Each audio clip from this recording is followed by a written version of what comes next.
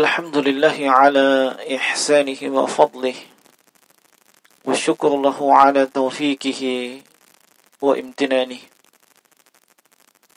أشهد أن لا إله إلا الله وحده لا شريك له تعظيما لشأنه وأشهد أن محمدا عبده ورسوله الداعي إلى رضوانه صلوات الله عليه وعلى آله وأصحابه وإخوانه وسلم تسليما كثيرا. أما بعد إخواني في الدين وأخواتي في الله hadirin wal hadirat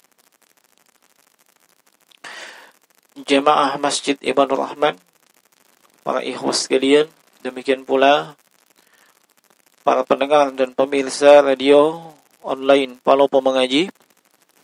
Alhamdulillah, di kesempatan petang hari ini kita kembali melanjutkan pelajaran kita sebagaimana yang telah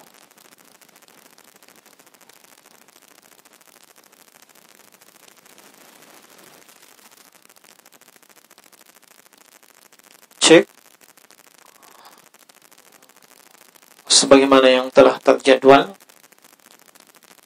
yakni pembahasan tentang rambu-rambu bagi setiap penuntut ilmu yang kita ambil dari kitab Al-Ilm yang merupakan karya salah seorang ulama besar Faqihuz Zaman atau Faqihul Asr, Syekh Muhammad Ibn Shalih Al-Utsaimin rahimahullahu ta'ala. Dan kita masih di kekeliruan yang wajib atas setiap penuntut ilmu untuk berhati-hati dan menghindarinya, menjauhkan diri dari kekeliruan dan kesalahan tersebut. Dan sebelum kita lanjut, saya ingin bertanya dulu, yang lalu kita bahas apa?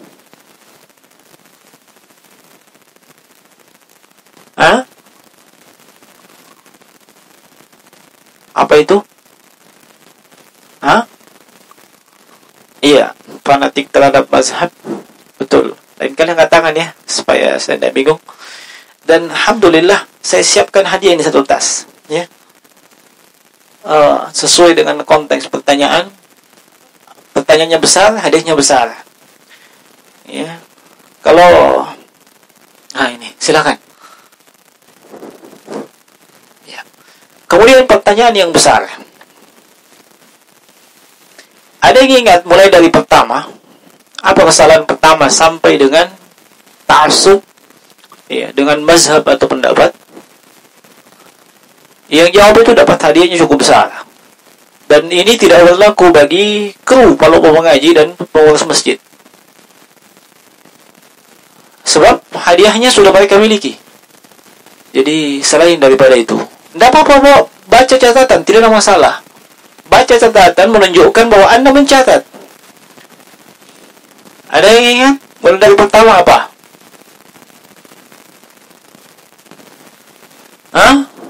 Iya, silakan.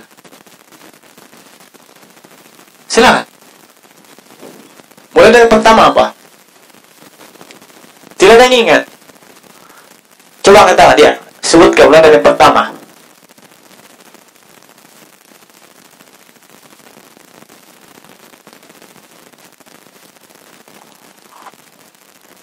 Iya, terus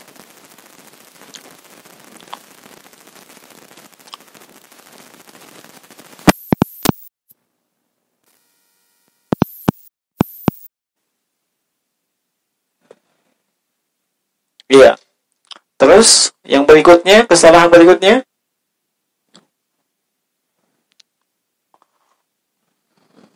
Iya, fanatik terhadap mazhab. Sebelumnya ada juga. Sebelumnya ada itu, dari awal.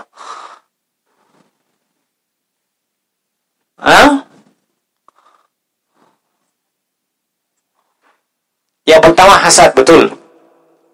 Bahkan ada videonya itu. Ya, di channel saya posting. Apa ilmu betul? Sombongan? Iya, fanatik terhadap mazhab.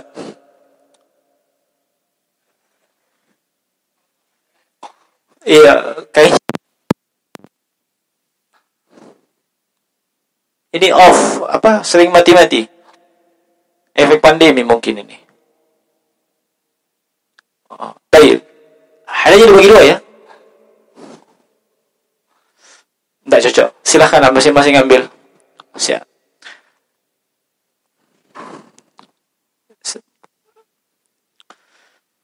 Masih ada satu, tapi nanti ini. Pertanyaannya sudah habis. Nanti di kesempatan berikutnya ya.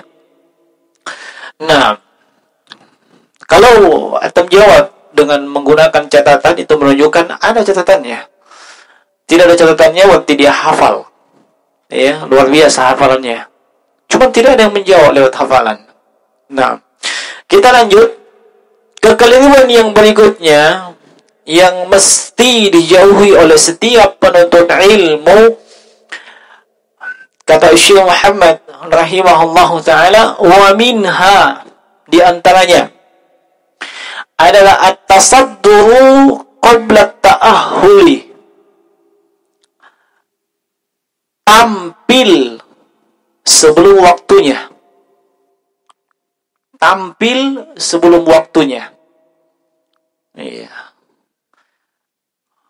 Berani maju sebelum waktunya. Apakah dia tampil atau maju berbicara, berfatwa, menulis, dan yang semisal dengan itu sebelum waktunya dia. Dia masih penuntut ilmu yang mungkin baru belajar. Ya, pokok-pokok ilmu belum, sama sekali dia belum tahu. Ya. Nah, jemaah sekalian rahimani wa rahimakumullah, kadang di antara penuntut ilmu ini yang mesti diperhatikan, ya, termasuk kesalahan yang ada kaitannya dengan ini. Iya. Ada sebagian penuntut ilmu itu mengumpulkan fatwa-fatwa ulama, dikumpulkan apakah bentuknya audio, video, tulisan, ataupun tanya jawab asatidzah, para ustaz. Itu saja yang dibuat. Adapun belajar dari dasar-dasar ilmu, misalnya akidah dari dasar, fikih dari dasar, ya, kemudian tafsir dari dasar, tidak pernah. Ya, kerjanya cuma itu saja. Ya, kumpulkan fatwa, kumpulkan tanya jawab, dan seterusnya. Iya. Nah, ini tidak punya pondasi namanya. Lalu ketika ada sesuatu yang dipertanyakan terkait masalah itu, dia langsung tampil ke depan, menjawab dengan pede bahwa begini. Iya. Padahal jemaah sekalian, mungkin ada konteks yang sama, tapi latar belakang yang berbeda. Ya. Pertanyaannya kadang mungkin sama, tapi latar belakang yang bertanya itu berbeda. Maka kadang dijawab oleh para ulama, dijawab oleh para asatidzah, berbeda dengan konteks orang yang lain. Dan ini waqi'. Di zaman Rasulullah saja, di zaman Rasulullah, ya, ada yang datang bertanya, bolehkah saya mencium istri saya ketika saya sedang puasa? Kata Nabi, silakan. Lalu ada datang lagi yang bertanya, bolehkah saya mencium istri saya saat saya sedang berpuasa? Kata Nabi, enggak boleh. Paham maksudnya? Maksudnya, orang yang bertanya ini konteksnya berbeda. Orang yang kerjanya cuma mengumpulkan gitu saja, ya, sudah, pokoknya asal begini pasti jawabannya. Belum tentu. Makanya penting bagi penuntut ilmu itu, dia punya pondasi. Iya, penting orang belajar taksil, ya, dari pokoknya, dari dasarnya. Tidak hanya sekedar kumpulkan di media sosial dan seterusnya, masalah ini dan seterusnya. Iya, untuk hadir majelis ilmu saja yang pelajarannya bersambung, enggak. Tapi kalau materi tematik, semangat. Dan memang itu yang paling penuh masjid itu kalau tematik. Ya, misalnya apakah boleh boleh menikah di bulan haram. Wah, penuh itu. Ya. Nah, penuh itu aja. Tapi kalau pembahasan yang taksil ya, dari dasar, dari basic, oh, jemu kita. Ya, mulai dari syahadat apa segala macam, bosan. Nah, padahal itu pokok-pokok ilmu di situ. Iya, Anda tidak bisa kuasai pokok-pokoknya, tidak bisa Anda mencapai cabangnya. Sama dengan orang yang hendak naik ke sebuah pohon, dia tidak melalui akarnya dan batangnya. Dia lewat rumahnya tetangga. Naik ke dahan. Kemungkinan jatuhnya luar biasa. Tapi kalau dia dari bawah, naik dari akarnya, dari batangnya ke atas, dia tahu. Nah, ini jemaah sekalian. At-tasadduq qabla at-ta'khul. Tampil sebelum waktunya. Nah, mimma yajibul hadar minhu ayatasaddara talibul ilmi qabla an yakuna ahlan lit-tasaddur. Kata beliau, termasuk yang wajib untuk diperingatkan darinya adalah ketika seorang penuntut ilmu berani tampil, ya, berani tampil sebelum dia ahlan litasaddur, sebelum dia ini pantas memang untuk tampil, layak untuk tampil. Li'annahu idza fa'ala dzalik kana hadza dalilan ala umur. Kenapa itu dikatakan wajib untuk diperingatkan? Ya. Penuntut ilmu yang seperti itu, sebab penuntut ilmu yang seperti ini, ya, yang berani tampil, ya, sebelum waktunya dan dia belum pantas untuk tampil, maka ini menunjukkan pada beberapa perkara. Al-amrul awal, perkara yang pertama adalah ijabuhu binafsihi.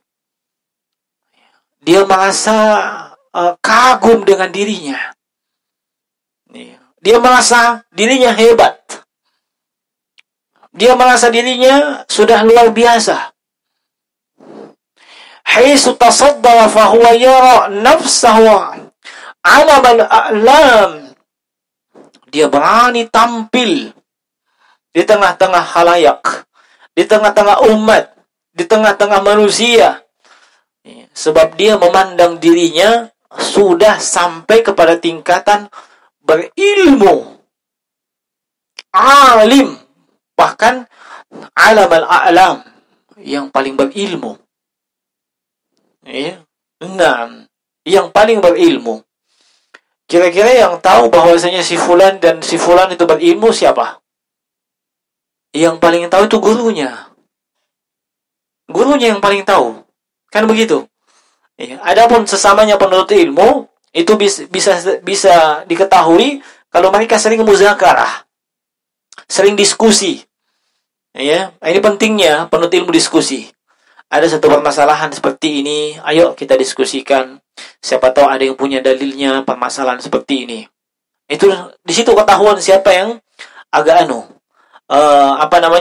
punya kelebihan.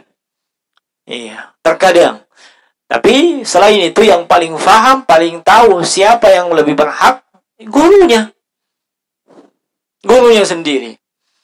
Nah, jadi masalah kalau dia tidak punya guru. Ya. Atau yang jadi masalah, ada gurunya, tapi buku. Gurunya itu buku. Ya. Atau gurunya itu Syekh Google. Ya kan, setiap masalah tinggal ketik di Google. Ya gini. Syekhnya itu, Syekh Google. Ya. Nah, itu jadi masalah. Nah, jadi yang pertama itu menunjukkan bahwa dia merasa dirinya hebat. Ya, dia merasa dirinya hebat. Di sini saya teringat dengan kisah yang disebutkan oleh para ulama, Abu Shibr. Abu Shibr itu jengkal. Ya. Nah, orang yang belajar, ketika dia belajar, lalu dia mengetahui sesuatu. Wah, dia mencapai sejengkal dari pengetahuan, dia langsung pongah. Wah, ku tahu itu kalau masalah itu, kecil itu. Sombong dia. Begitu dia terus belajar sampai pada jengkal yang kedua, dia harus tawadu. Ternyata, iya, masih lebih banyak yang dia belum ketahui. Ya. Nah, apalagi kalau pada dia sampai jenjang yang ketiga, aduh, ternyata dia tidak punya apa-apa. Ya, enggak ada apa-apanya dia. Memang awalnya itu, coba saja ya. Yang mereka yang kita bahas masalah apa ini? Masalah ilmu. Tentu ada yang hafal hadis-hadis tentang keutamaan ilmu, keutamaan menghadiri majelis ilmu. Ya, begitu disebutkan hadis tentang ilmu, hadis tentang majelis ilmu, wah, saya sudah hafal itu. Ya, berapa kali itu disebut, sudah aku hafal nih. Ya, kan kayaknya begitu. Ya, begitu masuk kepada penjelasan yang lebih dalam, iya. Wah, dia mulai sadar. Ternyata, iya, dia belum sampai ke sana. Iya, dia belum sampai ke sana. Ini disebut Abu Shibr. Iya. Nah, kita tidak usah terlalu panjang ke sana. Yang kedua ya. Yang kedua, iya. Al-amru tsani, anna dzalika yadullu ala adami fikhihi wa ma'rifatihi lil umur. Orang yang berani tampil sebelum waktunya itu menunjukkan bahwa orang tersebut orang yang tidak memahami apa-apa. Ya. Tidak paham apa-apa dan tidak mengetahui dampak yang akan terjadi kalau dia melakukan itu. Li'annahu idza tasaddara rubbama yaqa'u fi amrin la yastati'ul khalas minhu. Ya. Sebab bisa jadi ya, dia tampil lalu dia terjatuh pada sebuah perkara yang perkara tersebut dia ternyata tidak bisa lepas dari situ. Dia tidak bisa berlepas diri dari hal tersebut. إذ أن الناس إذا رأوه متصدرا أوردوا عليه من المسائل ما يبين عواره. Manusia itu kalau melihat ada orang yang tampil, coba saja tampil di mana saja, apalagi kalau di media sosial ada sesuatu yang viral, dia tampil terdepan untuk membantah misalnya. Dia tampil terdepan untuk menyampaikan pendapat atau opininya yang mungkin bertolak belakang dengan yang lainnya. Iya. Apa yang terjadi jemaah sekalian? Maka biasanya yang seperti itu, dia akan diberikan sesuatu, ditanyakan sesuatu yang mungkin ketika ditanyakan sesuatu tersebut kepadanya, itu akan nampak bahwasanya dia masih penuh dengan kekurangan. Itu hanya sekedar pendapatnya saja. Uniknya pendapat tersebut ditampilkan di depan publik, bukan diamalkan sendiri. Lebih kecil mudaratnya kalau diamalkan sendiri. Coba saja. Masa pandemi COVID-19 itu semakin dahsyat, semakin besar, semakin banyak. Ada yang berpendapat, tetap kita wajib ke masjid. Itu tidak jelas itu COVID-19. Banyak orang ke masjid tetap sehat apa segala macam. Makanya dia, ayo ke masjid semua. Subhanallah. Ini sangat berbahaya jemaah sekalian. Kalau diamalkan sendiri, dampak negatifnya lebih minim. Tapi kalau dia tampilkan di publik, di media sosial, di khalayak, banyak yang bisa terprovokasi. Hasilnya apa jemaah sekalian? Terjadi apa yang terjadi? Terjadi apa yang terjadi? Ini yang kedua. As-salis, yang ketiga, annahu idza tasaddara qabla an yata'ahhal lazamahu ay yaqula 'ala Allah ma la ya'lam. Orang yang berani tampil sebelum waktunya, itu konsekuensi yang akan dia lakukan adalah dia akan berbicara tanpa berdasarkan ilmu. Dia akan berbicara tanpa berdasarkan ilmu. Kenapa? Li'anna al-ghalibah anna man kana hadha qasduhu annahu la yubali wa yujibu ala kulli ma su'ila wa yukhatiru bidinihi wa biqawlihi ala Allah azza wa jalla bin ilmin. Kenapa? Sebab umumnya kalau memang tujuannya memang adalah supaya dia bisa terkenal, supaya dia bisa tampil di tengah khalayak, ya, maka dia tidak mau peduli lagi. Setiap pertanyaan yang masuk, setiap pertanyaan ditanyakan kepadanya, pasti dia jawab. Kenapa? Sebab kalau dia tidak jawab, malu. Ya. Kalau dia tidak jawab, malu. Nah, kalau dia menjawab tanpa ilmu, itu apa namanya? Itu sudah berbicara tanpa ilmu.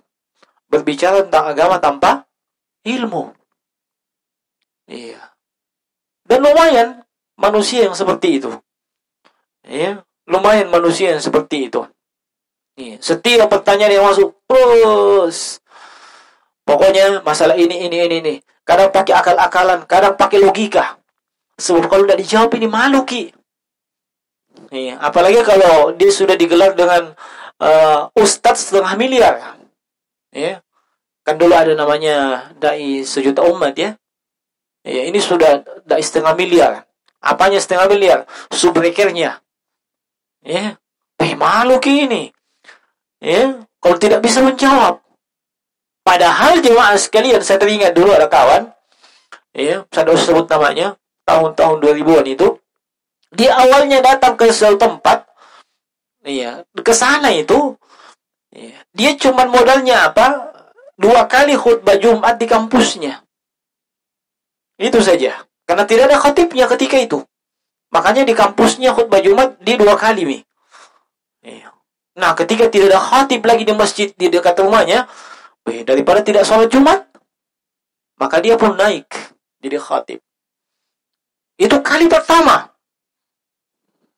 Kali yang kedua, sudah mulai pede.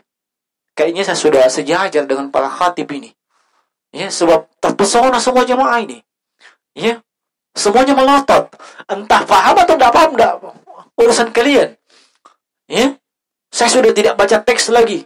Muqaddimah dengan penutup hafal mati, doa hafal mati, pokoknya luar biasa. Ya, 3-4 kali seperti itu. Biasanya kalau dikasih pertanyaan, malu kalau dia tidak jawab. Ya, sebab kenapa? Ustadz ini, ya, ini yang biasa khutbah di masjid sebelah. Kalau beliau khutbah itu subhanallah, iya, berapi-api, membakar semangat kita. Iya. Masa pertanyaan begini kau tidak tahu? Hasilnya apa? Daripada malu tidak tahu, dikatakan tidak tahu, dia akan jawab seenaknya. Dia akan jawab seenaknya. Dan itu yang terjadi. Iya, makanya muncul ya jawaban-jawaban nyeleneh. Ditanya, kenapa? Apakah boleh kita dipimpin oleh misalnya pemimpin yang non-muslim? Oh iya, tidak apa-apa, seperti naik pesawat. Kan aneh-aneh. Ya, aneh-aneh jawaban. Iya, seperti naik pesawat katanya. Pusing. Kapan dikatakan saya tidak tahu? Malu. Iya toh? Malu pastinya. Padahal malaikat nggak malu loh.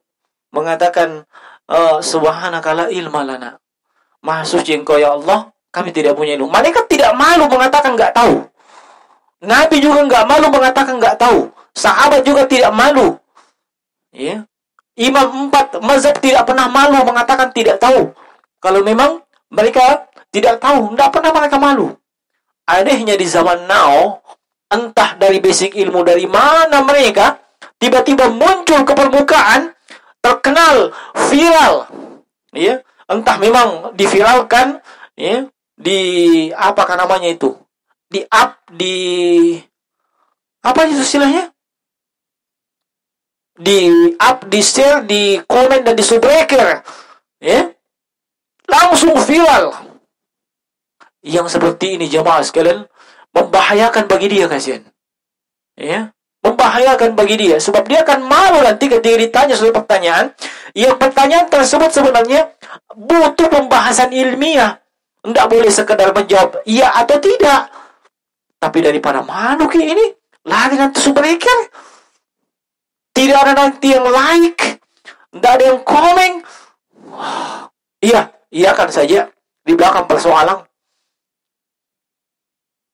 Ini tasaddul qabla ta'ahul. Banyak yang seperti itu jemaah sekalian. Ya. Dan kita tahulah, ya, yang pemerhati media sosial tahulah.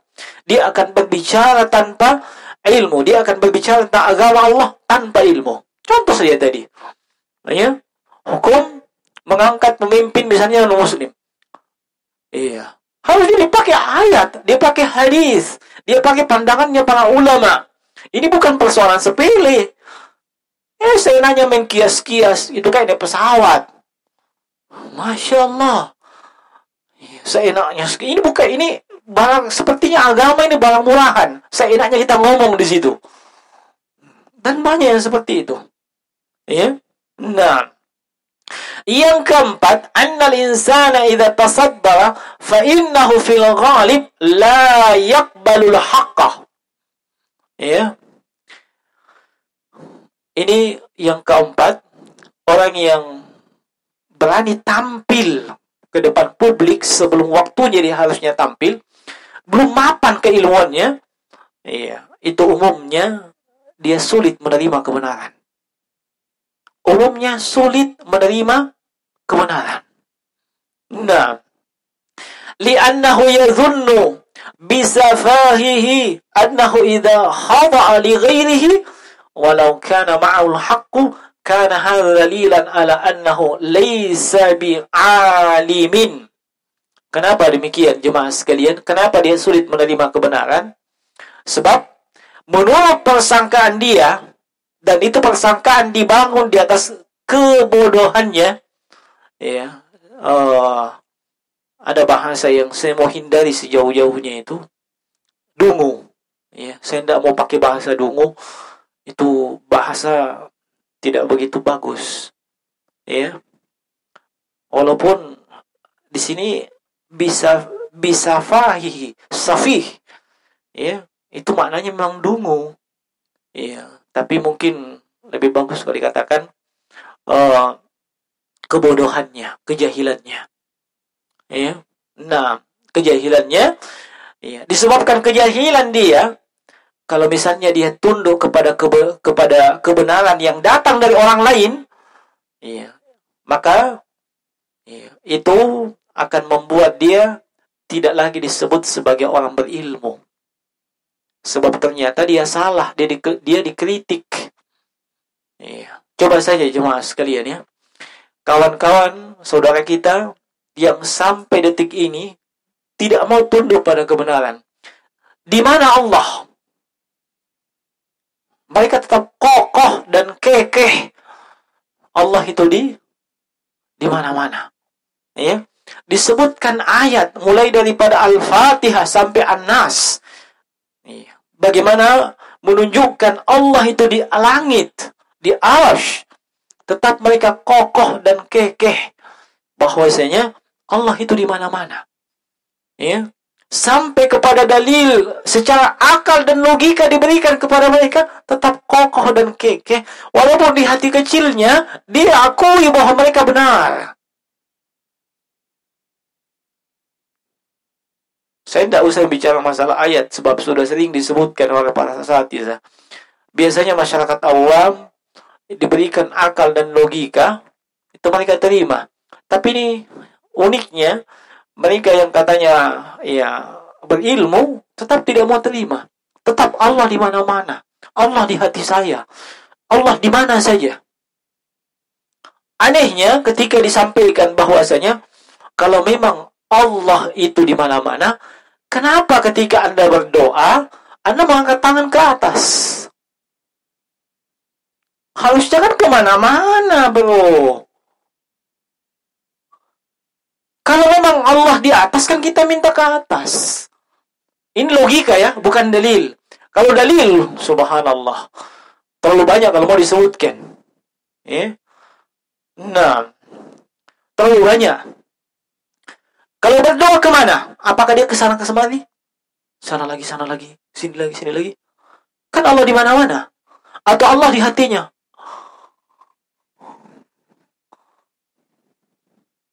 Allah di atas, makanya diangkat tangannya seperti ini. Bahkan, ya, ada orang yang berfatwa, dan saya dengar fatwanya itu sendiri, bahwasanya doa itu seluruhnya diangkat tangan tinggi-tinggi. Angkat tangan tinggi-tinggi. Anehnya, ketika tanya dia Allah di hati saya. Loh, kalau Allah di hatinya, ngapain minta ke atas? Ngapain minta ke atas? Ini logika ya, bukan dalil. Ya. Nah, kalau dalil, ada yang langsung, ada yang isyarat. Yang isyarat contohnya, kalau langsung ya, Ar-Rahmanu 'alal 'arsy istawa. Ya.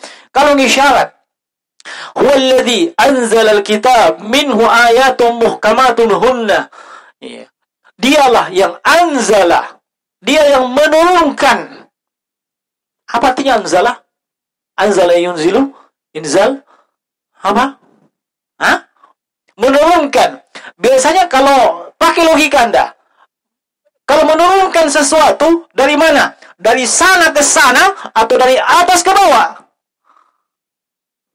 Dari atas ke bawah. Itu isyarat ya. Allah menurunkan Alkitab. Ya. Nah, dari atas ke bawah. Kemudian yang isyarat juga, subhanalladzi asra bi'abdihi lailan minal masjidil haram ilal masjidil aqsa alladzi barakna haulahu linuriyahu min ayatina innahu huwas samiul basir. Maha suci Allah yang berjalankan hambanya satu malam. Ya, peristiwa apa itu? Isra dan Mi'raj. Isra, ya, perjalanan dari mana? Makkah ke Baitul Maqdis. Kemudian Mi'raj, Urija, diangkat, naik ke atas. Rasulullah naik ke atas. Ya. Dan itu diceritakan itu. Mereka semangat menceritakannya pada peristiwa apa? Pada momen Isra Mi'raj. Ceramah Isra Mi'raj. Nabi naik ke atas, bertemu dengan Allah. Disebutkan begitu. Tapi begitu tanya, terus Allah di mana? Di mana-mana. Kalau Allah di mana-mana, ngapain Nabi naik ke atas? Padahal dia sendiri ceramah Isra Mi'raj begitu. Semangat sekali. Ini sholat adalah perintah yang luar biasa. Nabi dipanggil khusus oleh Allah ke atas langit. Lalu Allah di mana?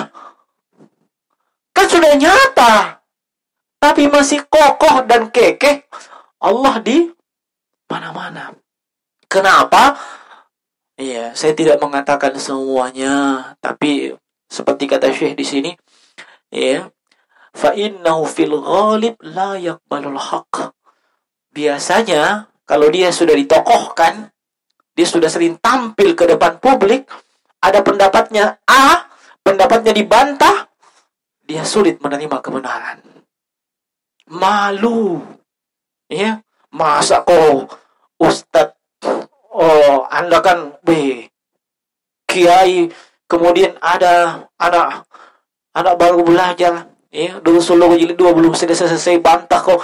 Masa mau dibantah sama itu begitu? Malu.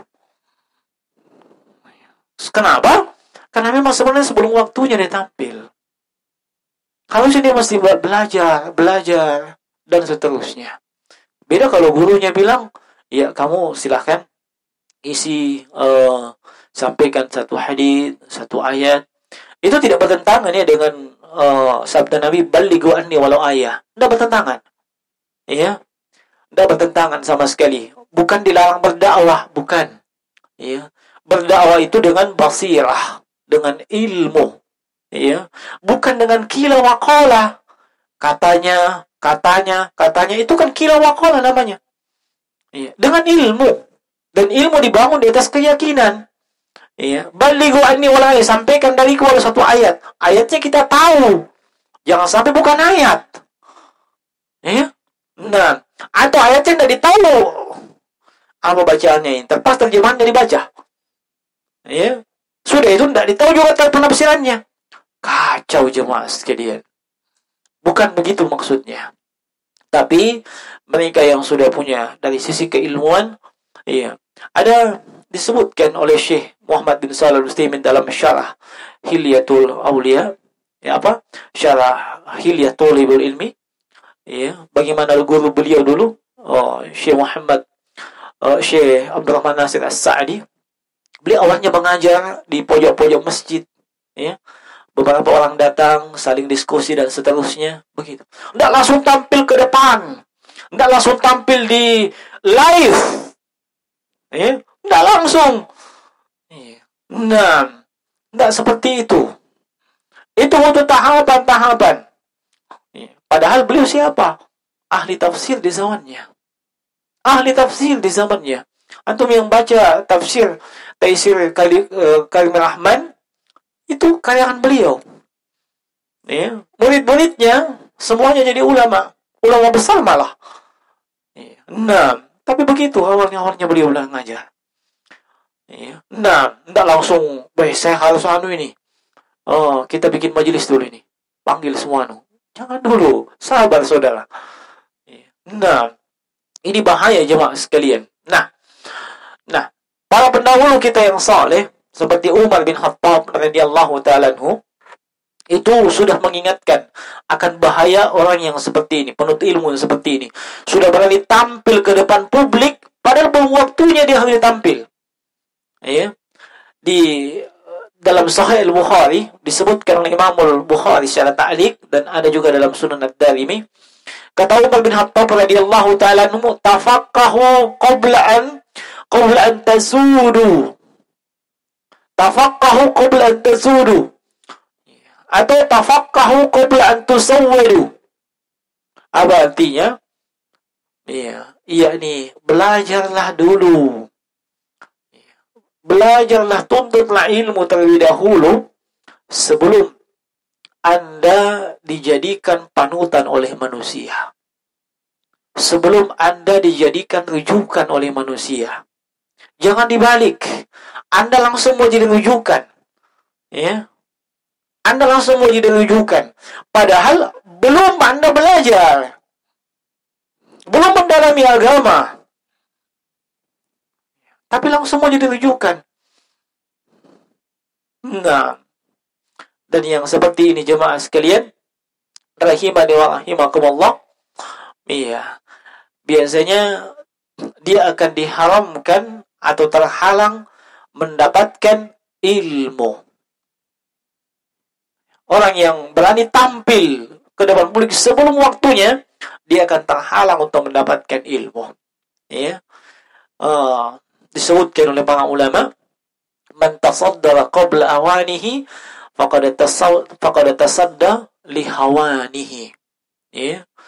Siapa yang berani tampil sebelum waktunya, belum saatnya dia mesti tampil, maka sungguh dia telah menjatuhkan dirinya ke dalam kebinasaan.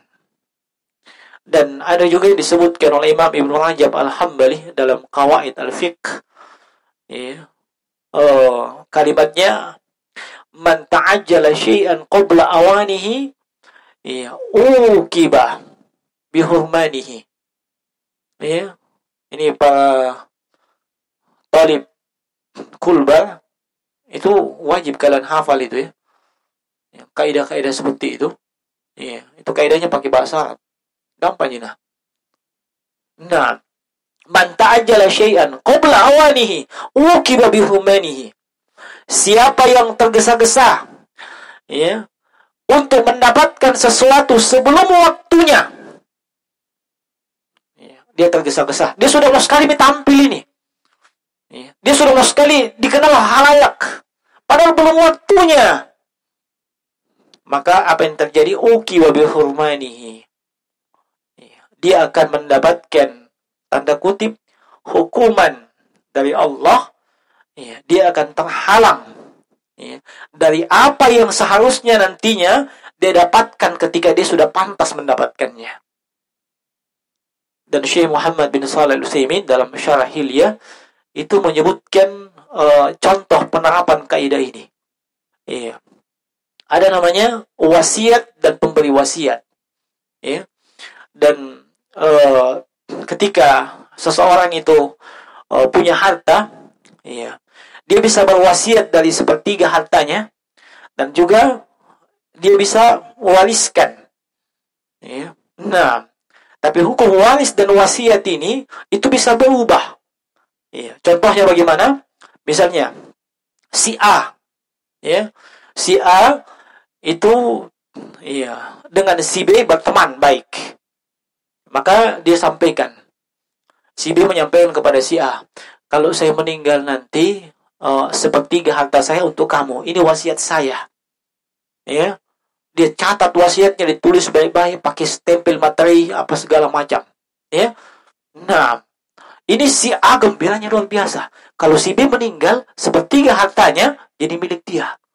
Itu wasiat ya.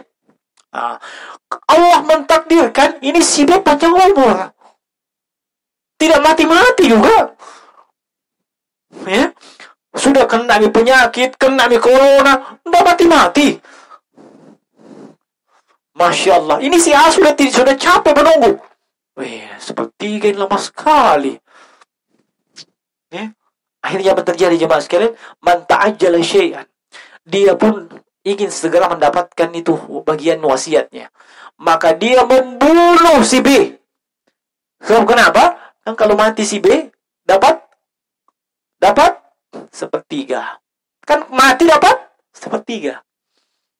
Tapi ketika dia bunuh itu, uqiba bihurmanihi. Akibat pembunuhan tersebut, dia diharamkan mendapatkan wasiat itu. Paham maksudnya? Sama dengan warisan. Warisan, bapakmu mengatakan, nah, kalau saya sudah mau meninggal, kalau saya nanti meninggal, ini saya sudah wariskan si A, si B, si C. Ini bagianmu, bagianmu.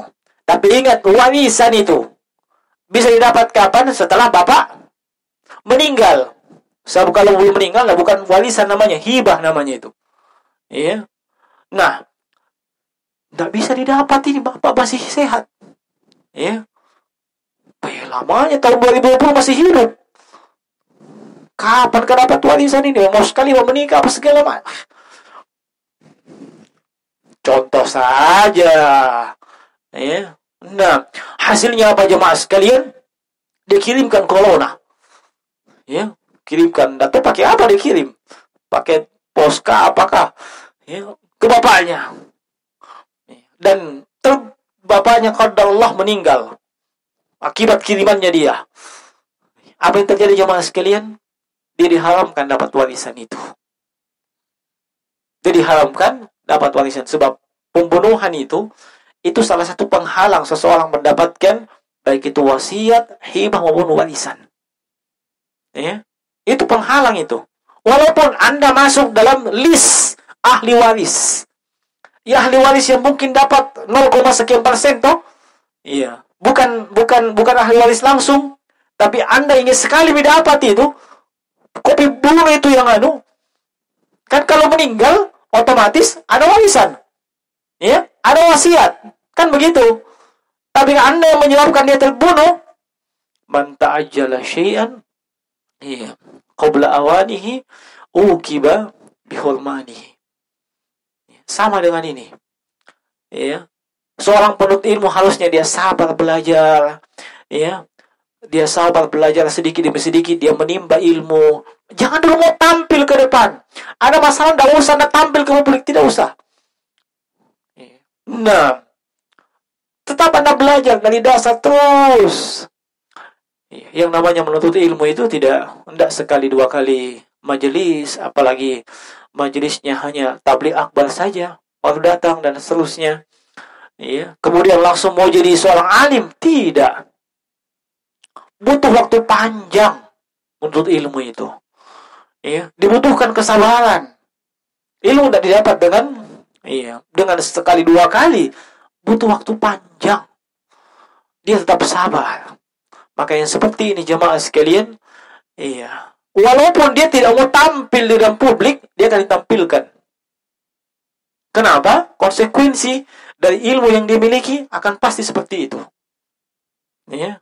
Nah, walaupun dia tidak mau, pas suatu saat dia akan ditampilkan. Bukan maunya dia. Maksudnya bukan maunya dia. Ya. Dia tetap misalnya, seperti di sini, dia cuma mau mengajar santri, ya, tidak mau mengajar yang lainnya. Ya. Tapi seiring berjalannya waktu, ternyata, ilmunya dibutuhkan. Ya.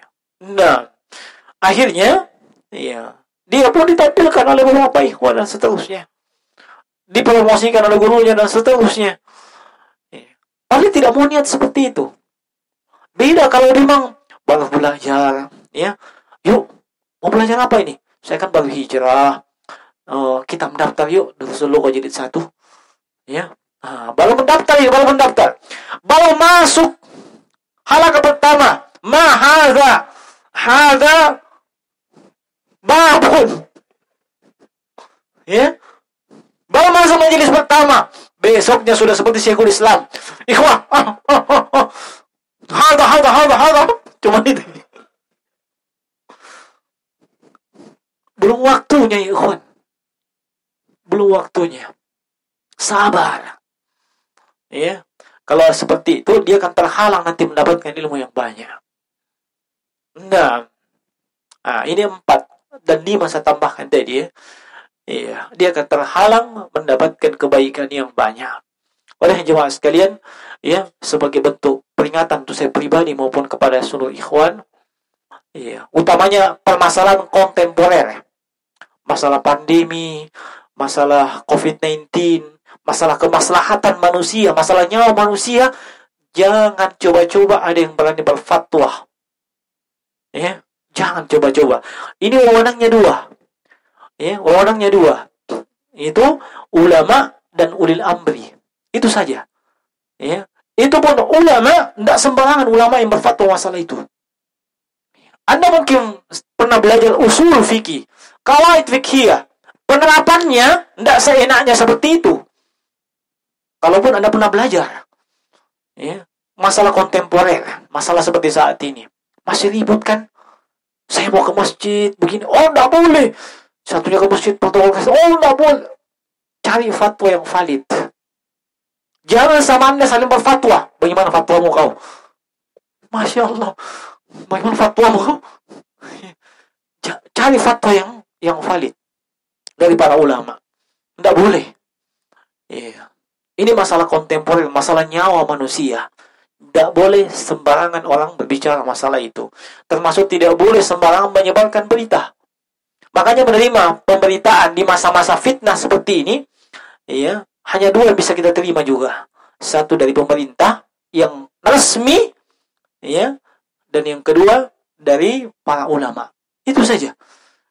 Ada pemberitaan, cek resmi dari pemerintah atau bukan. Kalau bukan, jangan. Itu bukan menyelesaikan masalah, memperkeruh. Pemberitaan hoax. Antum tahu ancamannya pemberitaan hoax? Itu sama hukumannya dengan pembawa berita dusta. Apa hukumannya pembawa berita dusta? Neraka. Jangan antum bilang beda hoax dengan dusta. Apa bedanya? Kalau hoax apa? Hoax benar atau tidak? Kalau dusta benar atau tidak? Sama-sama tidak benar. Jangan menyebarkan. Banyak saya lihat itu di grup-grup sedikit-sedikit sebar. Cek dulu. Cek dulu pemberitaan tersebut. Jangan sampai Anda jadi penyebab orang lain mendapatkan mudarat. Nah, ini jemaah sekalian, Jadi, jangan kita masuk ke ranah tersebut. Sabar menuntut ilmu. sabar dalam menuntut ilmu. Jangan berani tampil sebelum sebelum memang waktunya yang tepat. Sekira ini yang bisa saya sampaikan pada kesempatan ini, dan insyaallah kita lanjutkan pada kesempatan yang lainnya. Mohon maaf atas segala kekurangan, yang benarnya datang dari Allah Subhanahu wa taala. Subhanakallah bihamdika asyhadu an la ilaha illa anta astaghfiruka wa atubu ilaik. Assalamualaikum warahmatullahi wabarakatuh.